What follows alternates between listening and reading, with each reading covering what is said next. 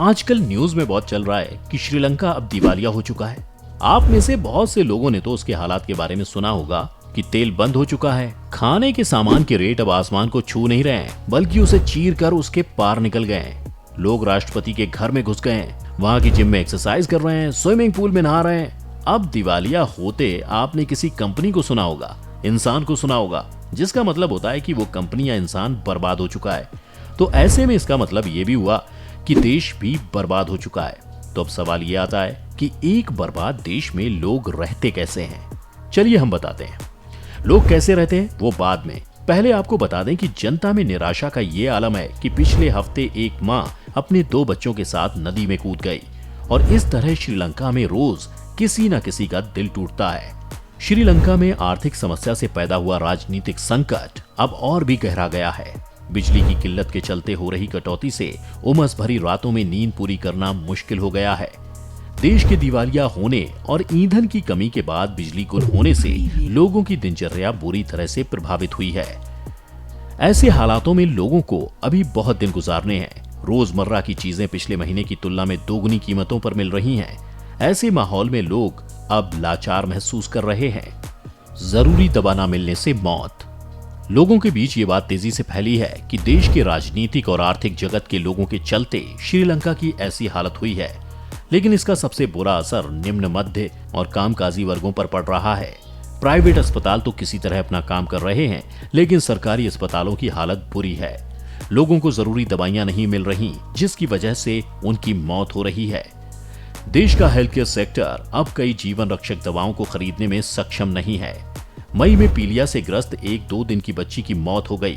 इसकी वजह ये रही कि उनके माता पिता बच्ची को अस्पताल ले जाने के लिए रिक्शा खोजते रहे, पर वो मिला नहीं।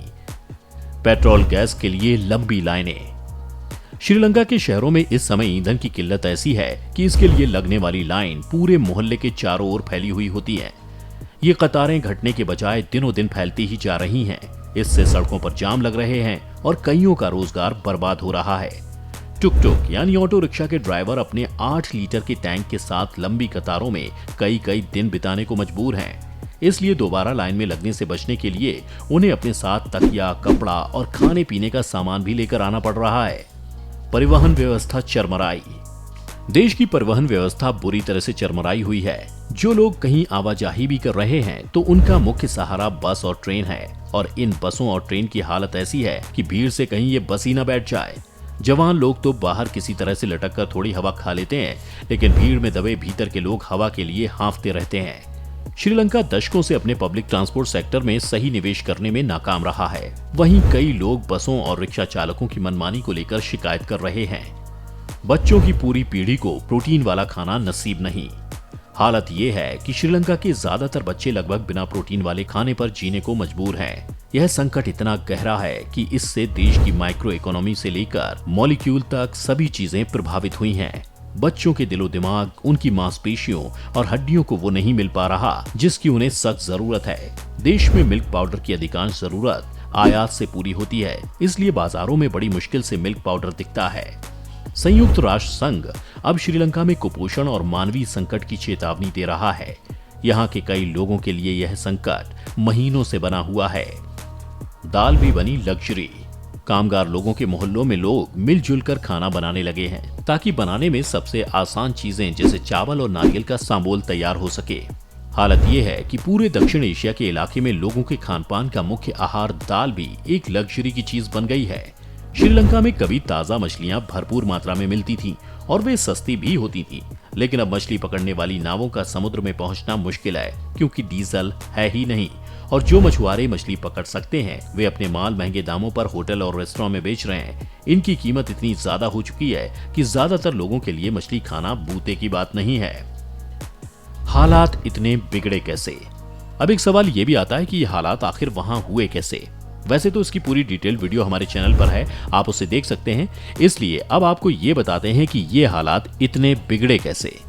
वैसे तो श्रीलंका 26 सालों तक गृह युद्ध में उलझा रहा, फिर भी गोटाबाया राजपक्षे जितना कोई और राष्ट्रपति सेना के इतने करीब कभी नहीं रहा। दक्षिण श्रीलंका के लोगों को पिछले कुछ महीनों के दौरान पता चल पाया कि उत्तरी श्रीलंका के लोगों का नजरिया क्यों अलग था। पिछले कुछ महीनों के दौरान श्रीलंका में हुए कई शांतिपूर्ण प्रदर्शनों में पुलिस ने गोलियां चलाईं। बच्चों की मौजूदगी वाली भीड़ पर भी अंधाधुंध आंसू गैस के गोले छोड़े गए। जरूरी सामान खरीदने के लिए कतार में लगे लोगों को हल्की सी भी नाराजगी जाहिर करने पर बेरहमी से पीटा गया। पुलिस के अनुसार प्रदर्शन करने वालों की ओर से फेंके गए पत्थरों से कई अधिकारी घायल हो गए थे। हालांकि पुलिस की जवाबी कार्रवाई से कई प्रदर्शन करने वालों की जान चली गई या वो घायल हो गए। माना गया कि पुलिस का कदम जरूरत से ज्यादा सख्त था। नेताओं के रुख ने भी लोगों को इस हद तक उग्र होने में मदद की है। कई नेताओं ने विरोध प्रदर्शनों की तस्वीरें सोशल मीडिया पर डालकर लोगों को और उकसाया। जनता ने जब पूरे देश में विरोध प्रदर्शन करके राष्ट्रपति और उनकी पार्टी को सत्ता से हटाने की मांग की, तब भी जिद करके वे सरकार में बने रहे। जनता की घोर नाराजगी के बावजूद पर्दे के पीछे से समझौते की कोशिशें हुई। कई लोग इसे देश की राजनीति में जहर घोलने वाला काम मानते हैं। श्रीलंका को ऐसे गड्ढे में गिराने वाले इन्हीं नेताओं ने दावा किया कि वे देश को फिर से उठा सकते हैं, और फिर उन्होंने जो नीतियां बनाई उसकी तीखी आलोचना होती रही। उदाहरण के लिए घरेलू नौकरों, ड्राइवरों और मैकेनिकों का काम करने के लिए लोगों को पश्चिम एशिया में भेजने के प्रयास किए जा रहे हैं। ऐसा इसलिए कि वो वहां से कमाकर पैसे श्रीलंका भेज सकें। लेकिन देश के कमजोर लोगों के लिए ये जख्म पर नमक रगड़ने जैसा है, क्योंकि कम पढ़े लिखे और गरीब लोगों को तो देश में रोजगार की कोई उम्मीद है ही नहीं, और उन्हें अपने परिजनों को बाहर भेजने को मजबूर होना पड़ रहा है। इस तरह श्रीलंका में सुबह से शाम तक की जिंदगी किसी जंग से कम नहीं है। लोगों को समझ नहीं आ रहा कि उनकी मुश्किलें कब खत्म होंगी। आपको क्या लगता है, अब आगे क्या होगा? अगर आप चाहते हैं कि हम इस पर भी एक वीडियो बनाएं तो हमें कमेंट करके जरूर बताएं, और वीडियो पसंद आई हो तो इसे लाइक और शेयर करें और चैनल को सब्सक्राइब करना ना भूलें।